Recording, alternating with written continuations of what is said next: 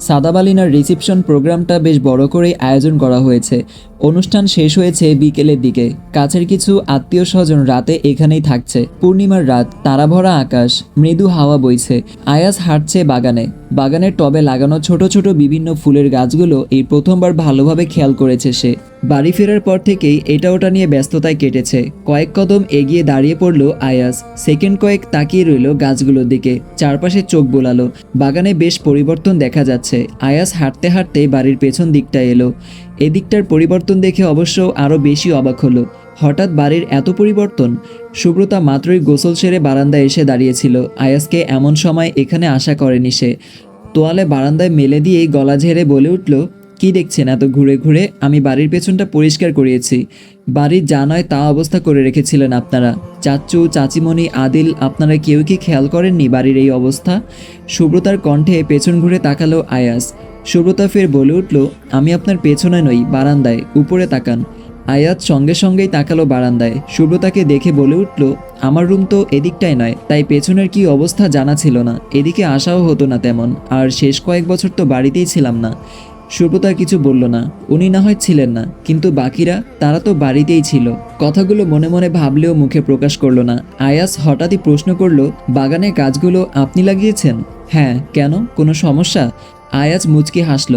মেয়েটা ছোট ছোট চোখ করে বিরক্তিমাখা দৃষ্টিতে তাকিয়ে আছে। ঠোঁটের কোণে হাসি রেখে বুকে দুহাত ভাঁজ করে দাঁড়িয়ে বলে উঠল, আমি একবারও বলেছি সমস্যা? আচ্ছা, আপনি সবসময় এত বিরক্তি নিয়ে থাকেন কেন সুব্রতা? আমি এতটাই বিরক্তিকর? একটু স্বাভাবিকভাবে হাসি মুখে কথা বলা যায় না? সুব্রতা ভেজা চুলগুলো পেছনে নিয়ে বারান্দার গ্রিলে হাত রাখল। সেকেন্ড কয়েক তাকিয়ে রইল আয়াজের দিকে। অতঃপর প্রসঙ্গ পাল্টে নরম স্বরে বলল, রাত তো অনেক হয়েছে, আপনি এখনও এখানে কি করছেন? বাড়ির ভেতরে আসুন, রুমে গিয়ে ঘুমান। রাত জাগা ভালো নয় তানবীর। আয়াজ একইভাবে চেয়ে থেকেই বলে উঠল, ঘুম? কত শত রাত ক্যালিফোর্নিয়াতে নির্ঘুম কাটিয়েছি, হিসাব আছে আপনার? আপনাকে একটুখানি দেখার জন্য কত রাত ছটফট করেছি আমি জানেন? সুব্রতা চেয়ে আছেন নীরবে। আয়াজ মুচকি হেসে বলে ওঠে, আমার ঘুম নিয়ে ভাবতে হবে না, রাত জাগার অভ্যেস আছে আমার। সুব্রতা সেভাবেই চেয়ে আছে। মুখের ভাবভঙ্গিতে পরিবর্তন নেই। আয়াজ ছোট্ট একটা শ্বাস ফেলে বলে উঠল, আমার উপস্থিতি আপনাকে বিরক্তি করছে জানি। এখন একটি অ্যাড চলবে, আপনারা চাইলে স্কিপ করতে পারেন। আজকে আমি তোমাদেরকে সবচেয়ে বিশ্বস্ত বুকমেকার 1x সম্পর্কে বলতে চাই, যেটি পিএসজি এবং সিরিয়ার অফিসিয়াল পার্টনার। ফিফা বিশ্বকাপ শুরু হয়ে গিয়েছে। এটি হতে পারে সবচেয়ে বড় সুযোগ আপনার প্রিয় দলকে সমর্থন করেন। এই অ্যাপে আপনি cricket, football, tennis live match দেখতে এবং তাদের স্কোর ভবিষ্যৎবাণী করেই সহজেই অর্থ উপার্জন করতে পারবেন। সেই সাথে বিএমডব্লিউ গাড়ি, আইফোন, ল্যাপটপ এবং আরও অনেক নগদ পুরস্কার জেতারও সুযোগ রয়েছে। এই অ্যাপটিতে আপনি crash, crystal, under and over 21 ইত্যাদি গেম খেলে সহজে আয় করতে পারবেন। সাইন আপ করার সময় আমার প্রচার কোড ওয়ানমারু ব্যবহার করে আপনার প্রথম জমাতে 24,000 টাকা পর্যন্ত পান। আপনি বিকাশ, নগদ, রকেট উপায়, ব্যাংক, ক্রিপ্টো, পেপ্যাল এবং অন্যান্য সহজ পদ্ধতির মাধ্যমে সহজেই আপনার জেতা টাকা তুলতে পারবেন। এখানে আপনি 24 ঘন্টা 7 দিন গ্রাহক সহায়তা পাবেন। তাই গুগলে 1x সার্চ করে অফিসিয়াল ওয়েবসাইটটিতে গিয়ে রেজিস্ট্রেশন করুন। আর রেজিস্ট্রেশনের সময় অবশ্যই আমার প্রচার কোড ওয়ানমারু ব্যবহার করে প্রথমবার ডিপোজিটে 24,000 টাকা পর্যন্ত পান। আমি চলে যাচ্ছি, আর বিরক্ত করছি না আপনাকে। আমার উপর বিরক্ত হয়ে পেঁচার মতো মুখ করে দাঁড়িয়ে থাকতে হবে না আর। শুভরাত্রি। আয়াস চলে গেল। সুব্রতা বেশ কিছুক্ষণ দাঁড়িয়ে রইল বারান্দায়। গ্রিলের উপর রাখা বাঁ হাতের অনামিকা আঙুলের জলজল করা আংটিটায় দৃষ্টি আটকালো। সকালে রেস্টুরেন্ট থেকে বাড়ি ফেরার পর থেকে একবারও সেভাবে আংটিটার দিকে তাকায়নি সুব্রতা। ফেরার পর থেকেই অনুষ্ঠানের তোড়জোড় চলেছে। সেসব নিয়ে ব্যস্ত সময় কেটেছে ওর। আয়াস কিংবা ওর দেওয়া আংটির কথা একদমই খেয়াল ছিল না সুব্রতার। সুব্রতা আংটিটার দিকে চেয়ে রইল বেশ কিছুক্ষণ। মনে পড়ে গেল আয়াজের ঠোঁটের সেই স্পর্শ। সুব্রতা ভাবতে লাগলো, জীবনটা কত অদ্ভুত। যাকে গত 2 বছর ধরে এড়িয়ে এসেছে, বারবার নিষেধ করে দিয়েছে, সেই মানুষটাকে এখন বিয়ে করতে যাচ্ছে। এই তো আর তো মাত্র 3টা দিন, তারপরেই সে তানভীর আয়াস চৌধুরীর বউ হবে। সারা জীবনের জন্য মানুষটার নাম ওর সঙ্গে জুড়ে যাবে। সুব্রতা ছোট্ট একটা শ্বাস ফেলে রুমে এসে ঘুমানোর প্রস্তুতি নিল। আদিল শুয়ে আছে বিছানায়। ঘরের আলো নেভানো, জানালা বন্ধ, এসি চলছে। সারাদিনের পর ভীষণ ক্লান্ত সে। তবুও আজকের দিনের কিছু মুহূর্ত মনে হতেই ও ঘুমাতে পারছে না। ইফরা মেয়েটাকে ও যত এড়িয়ে চলতে চায়, মেয়েটা ততই ওর কাছে আসার চেষ্টা করে। তবে আদিল এটুকু বুঝতে পেরেছে ইফরা ওকে সত্যিই ভালোবাসে। মেয়েটার চোখের ভাষাই বলে দেয় সেটা। আদিল হঠাৎই উঠে বসলো, মাথা ধরে আছে। কফি খেতে ইচ্ছা করছে ভীষণ, কিন্তু বাড়ি ভর্তি মেহমান রয়েছে বিধায় রান্নাঘরে যেতে সংকোচ বোধ করছে। মিনিট পাঁচেক বিছানায় বসে থেকে অবশেষে নেমে দাঁড়ালো আদিল। দরজা খুলে বেরোলো, সিঁড়ি দিয়ে নামতেই দেখলো রান্নাঘরে আলো জ্বলছে, টুংটাং চামচের শব্দও আসছে। আদিল সিঁড়ি বেয়ে ফের রুমে যেতে নিয়েও ফের দাঁড়িয়ে পড়লো। যেই থাকুক তাতে ওর কি। আদিল সিঁড়ি দিয়ে নেমে রান্নাঘরে এসেই ঝটকা খেলো। মীরা কফি বানাচ্ছে। আচমকা আদিলকে দেখে খানিকটা উচ্চস্বরে চেঁচিয়ে উঠল মীরা। আদিল দ্রুত এগিয়ে গিয়ে মীরার মুখ চেপে ধরল, রাগী দৃষ্টি নিক্ষেপ করে চাপা স্বরে ধমকালো, গরম কফি একদম মুখে ঢেলে দিব ইডিয়েট।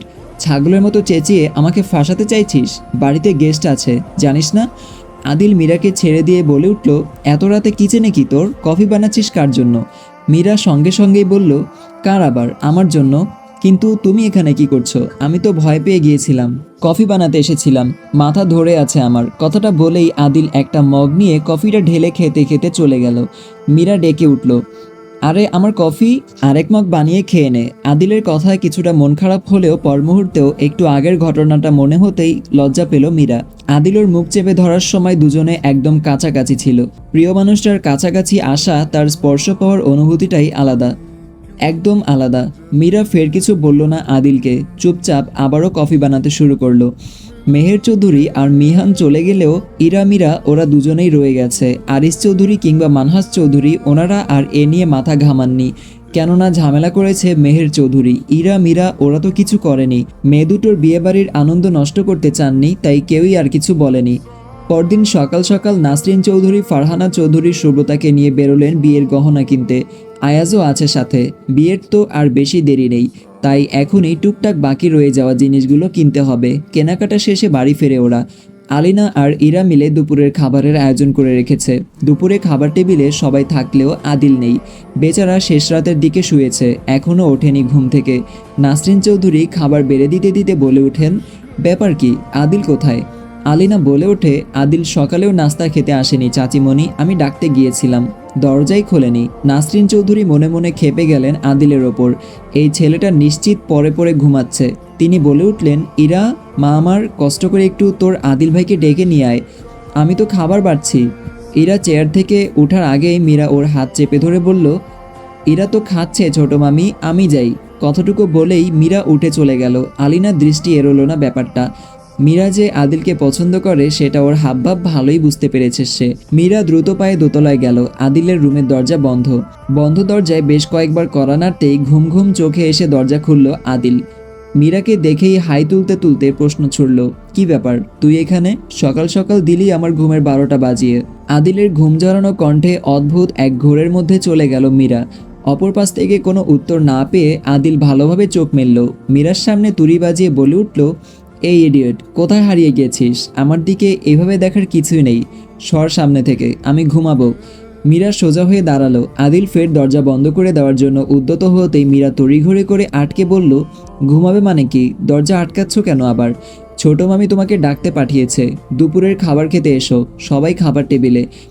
আদিল সঙ্গে সঙ্গেই জিজ্ঞেস করলো, বাবা আছে?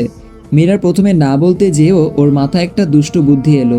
সিরিয়াস ভঙ্গিতে বলে উঠল, হ্যাঁ, ছোট মামা তো আছেই টেবিলে, তোমার উপর ক্ষেপে আছে। আদিল অলস ভঙ্গিতে দরজায় মাথা ঠেকিয়ে দাঁড়িয়েছিল। মীরার কথা শুনে মুহূর্তেই দু চোখের ঘুম উড়ে গেল ওর। সঙ্গে সঙ্গেই এক প্রকার দৌড়ে যেতে যেতে বলল, বাবা যে ডাইনিংয়ে আছে সেটা আগে বলবি না তুই? আদিলের দৌড় দেখে হেসে উঠল মীরা। ডাইনিংয়ে যাওয়ার পর আদিলের রিয়েকশন কি হয় সেটা দেখার জন্য সঙ্গে সঙ্গেই পা বাড়ালো নিচে। তাড়াহুড়ো করে নিচতলার বাথরুমে হাত মুখ ধুয়ে ডাইনিংয়ে গেল আদিল। টেবিলের কোনো চেয়ারেই বাবাকে না দেখে দাঁত কিরমির করে তাকালো মীরার দিকে। সে আদিলের দিকে চেয়ে ঠোঁট চেপে হাসছে। আরিস চৌধুরী, মানহাস চৌধুরী ওনারা কেউ বাড়িতে নেই এখন, দুই ভাই কোথায় যেন গিয়েছেন। ডাইনিংয়ে আসতেই নাসরিন চৌধুরী দুপুর অবধি ঘুমানো নিয়ে কথা শোনালেন আদিলকে। চুপচাপ সেসব হজম করে খাবার খাচ্ছে আদিল। মীরার উপর ক্ষেপে আছে সে। ডাইনিং টেবিলে বাকি সবাই বেশ হাসি ঠাড্ডায় খাবার খেলেও আদিল ঘুমরো মুখে এক কোণে বসে আছে। ব্যাপারটা নিয়ে আয়াজ বেশ মজা নিচ্ছে আদিলের সাথে। একটু পর পর এটা সেটা বলে হাসছে আর ওর সাথে তাল মেলাচ্ছে ইরা, মীরা, আলিনা। মীরা চুপচাপ খাওয়া শেষ করে টেবিল ছেড়ে উঠে যাওয়ার সময় মীরা আদিলের চেয়ারের কাছে এসে দাঁড়ালো। জগ থেকে গ্লাসে পানি ঢালতে ঢালতে দৃঢ়স্বরে বলল, চোখ রাঙিয়ে লাভ নেই, আমি ভয় পাই না তোমাকে। কথাটা বলেই পানির গ্লাস হাতে নিয়ে বেরিয়ে গেল মীরা। আদিল টেবিল ছেড়ে পিছু নিল। ডাইনিং রুমের বাইরে এসেই বলে উঠল, আমার মিথ্যা বলে হয়রানি করার মজা তোকে আমি বোঝাচ্ছি। আদিল মীরার দিকে তেড়ে এগোতেই মীরা পানির গ্লাস হাতেই দিল দৌড়। আদিলও ছুটল পিছু পিছু। এক হাতে বাড়ির দরজা খুলে বেরিয়ে গেল মীরা। গ্লাসের অবশিষ্ট পানিটুকু আদিলের গায়ে ছুঁড়ে মারল। আদিলের মেজাজ তো গেল বিগড়ে। গায়ের টি শার্টের দিকে চেয়ে আদিল চেঁচিয়ে উঠল, মীরা, আজ দেখিস কি করি তোকে, ধরতে পারলে তো কিছু করবা। মীরা দৌড়াতে দৌড়াতে বাগানের একপাশে ইটের উপর হোঁচট খেয়ে পড়ে গেল। আদিল দৌড়ে এসে দাঁড়িয়ে পড়ল। হাসতে হাসতে বলে উঠল, একদম ঠিক হয়েছে, আর এমন করবি আমার সাথে? মীরা সোজা হয়ে বসে হাতের ধুলো ঝাড়তে ঝাড়তে বলল, মামার কথা না বললে তো তুমি খেতে আসতে না, সেই জন্যই মিথ্যা বলেছিলাম। আমি ধীরে সুস্থে ফ্রেশ হয়ে খেতে আসতে পারতাম। তুই তো আমার ঘাম ছুটিয়ে দিয়েছিলি তখন, সবার সামনে মায়ের বকাও খেতে হলো তোর জন্য। মীরা কিছু না বলে উঠে দাঁড়ালো। ডান পায়ের বুড়ো আঙুলের নখ উল্টে গেছে, রক্ত পড়ছে। সাদা পায়জামাটার হাঁটুর দিকটায় রক্ত ভিজে উঠছে। পায়ের আঘাত যে এতটা পেয়েছে সেটা প্রথমে বুঝতে পারেনি মীরা। পায়ের ব্যথা উপেক্ষা করেই দাঁতে দাঁত চেপে হাঁটার জন্য পা বাড়ালো সে। পায়ের যন্ত্রণায় এগোতে পারল না। ফের বসে পড়ল ঘাসের উপর। আদিল ততক্ষণে কয়েক কদম এগিয়ে গেছে। মীরাকে না দেখে পেছন ফিরে তাকালো আদিল। বিরক্ত হয়ে ডাকলো, নাটক করে বসে আছিস কেন এখনো? উঠে আয়, প্রচুর রোদ তো। অসুস্থ হয়ে আবার আমার ঘাড়েই দোষ চাপিয়ে বাবার কাছে নালিশ করার প্ল্যান করবি, তাই না? মীরা কিছু বলল না, মাথা নিচু করে পা চেপে ধরে রেখেছে। আদিল এগিয়ে গেল। সজোরে মীরার হাত ধরে টেনে দাঁড় করাতে মৃদু চেঁচিয়ে উঠল সে। আদিলের দৃষ্টি আটকালো মীরার পায়ে। নখের অবস্থা দেখে বলে উঠল, সত্যি সত্যিই ঝামেলা বাঁধিয়ে ফেলছিস, ইডিয়েট একটা। এবার কি করব তোকে নিয়ে? মীরা দাঁড়িয়ে থাকতে পারছে না দেখে আদিল বলল, শোন, হাঁটতে পারলে হেঁটে আয়, একদম নাটক করবি না। ওইসব ফালতু সিনেমার হিরোদের মতো আমি কোনো মেয়েকে কোলে তুলে নিতে পারবো না। মীরা চেয়েও সোজা হয়ে দাঁড়াতে পারছে না, ব্যথায় চোখ মুখ খিচে বন্ধ করে রেখেছে। আদিল কি করবে ভাবতে ভাবতে ও দৃষ্টি আটকালো পাশের বিল্ডিংয়ের দোতলার জানালায়। ইফরা তাকিয়ে আছে ঠিক ওর হাতের দিকে। মীরার হাত ওর হাতের মুঠোয়। এই ব্যাপারটা যেন নিঃশব্দে হজম করছে ইফরা। আদিল দৃষ্টি সরিয়ে মীরার হাত ধরে ওকে ধীরে ধীরে বাড়ির দরজায় নিয়ে এলো। সিঁড়িতে বসিয়ে গলা বাড়িয়ে ডেকে উঠল, ইরা, এইরা, এদিকে আয় তো, তোর বোনকে রুমে নিয়ে যা। ইরা ড্রয়িং রুম থেকে ছুটে এলো। মীরার এই অবস্থা দেখে কিছু জিজ্ঞেস করার আগেই আদিল বলে উঠল, মীরাকে দ্রুত রুমে নিয়ে যা, বাগানে পড়ে গেছে হোঁচট খেয়ে, পা থেকে ব্লিডিং হচ্ছে প্রচুর। আমি রুম থেকে ব্যান্ডেজ নিয়ে আসছি, তুই দ্রুত যা। আদিল হনহনিয়ে নিজের রুমের দিকে পা বাড়ালো। পায়ের ব্যথা নিয়েই আদিলের যাওয়ার পানে তাকালো মীরা। ছেলেটা ওকে যাই বলুক, যতটাই মজা করুক, ওর জন্য চিন্তাও করে অবশ্য, নয়তো কি আর এইভাবে ছুটে যেত। আসসালামু আলাইকুম। তো এখানেই শেষ হচ্ছে আজকের পর্ব। সো দেখা হচ্ছে পরবর্তী ভিডিওতে। সবাই সুস্থ থাকবেন, ভালো থাকবেন, আল্লাহ হাফেজ।